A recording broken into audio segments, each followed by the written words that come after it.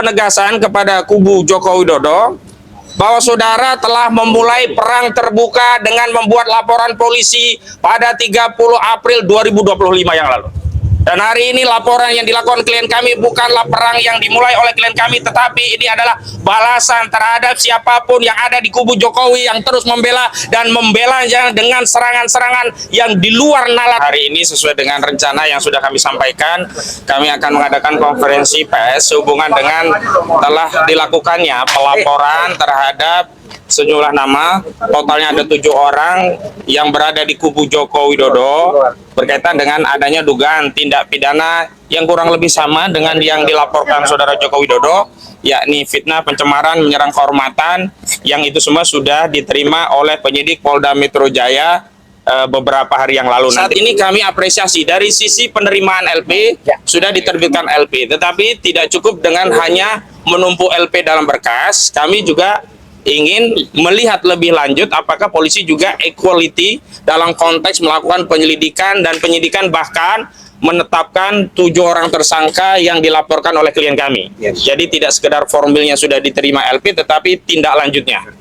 Yang kedua, kami ingin tegaskan sikap kesatria klien kami yang tidak saja melaporkan peristiwa, tetapi spesifik juga menyebutkan nama-nama yang nanti juga akan dijelaskan Bung Gafur, yang itu mengkonfirmasi bahwa klien kami tidak ingin mengekstensifikasi laporan ini kepada banyak pihak, seolah-olah nanti akan banyak pihak yang tertuduh dilaporkan. Ini berbeda sekali dengan laporan saudara Joko Widodo yang saat itu hanya mengaku melaporkan peristiwa saja, tidak menyebut nama, tapi ternyata dalam LP yang dia tanda tangani itu justru sudah ada nama-nama.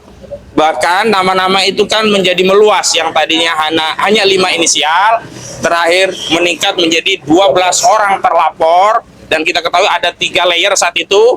Layer pertama, layer aktivis, layer kedua akademisi, dan layer ketiga itu adalah layer media atau YouTuber. Pokoknya memang sebenarnya apa yang dialami atau yang dilakukan oleh Roy Suryo dan kawan-kawan itu adalah konteksnya sedang melakukan penelitian yang memang kesimpulannya menyatakan ijazah saudara Joko Widodo palsu, bahwa tentu saja saudara Jokowi tidak akan senang dan juga pendukungnya akan kecewa berat, meradang, meronta-ronta, ya, gulung-gulung begitu ya, karena kesimpulan itu palsu. Itu hal yang lain, tetapi itu adalah konteks dalam konteks penelitian, dan hari ini justru tidak ada konteks penelitian sama sekali. Apa yang dilakukan oleh kubu Jokowi melalui sejumlah nama, diantaranya adalah Mo1, Irjen Mo1, nanti ada penjelasan yang lainnya, itu sama sekali tidak punya underlying sebagai peneliti atau apapun.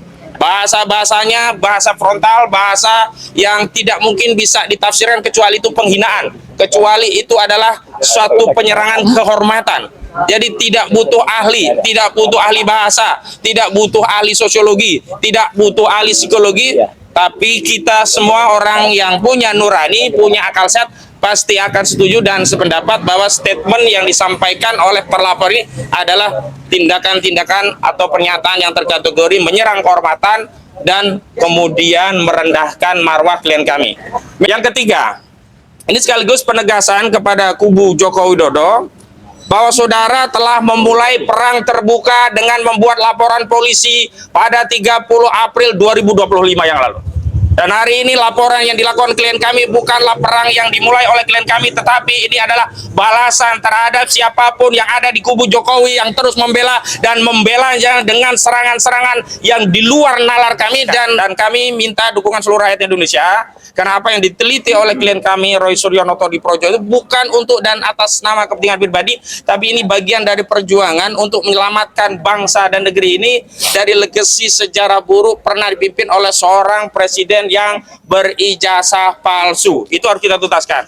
Dan saya menghimbau kepada saudara Joko Widodo, jika masih tersisa sedikit sikap negarawan dari saudara, meskipun tidak lagi menjadi presiden, maka hentikanlah seluruh tuduhan-tuduhan yang tidak berdasar.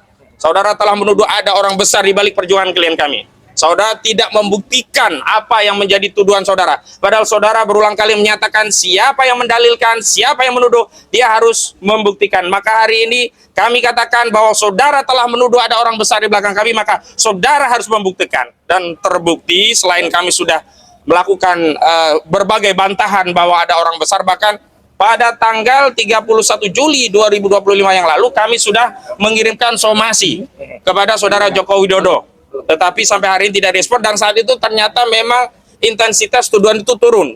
Baru kemudian di tanggal 4 Desember 2025, saudara Joko Widodo kembali mengulangi tuduhan orang besar saat diwawancara oleh stasiun Kompas TV.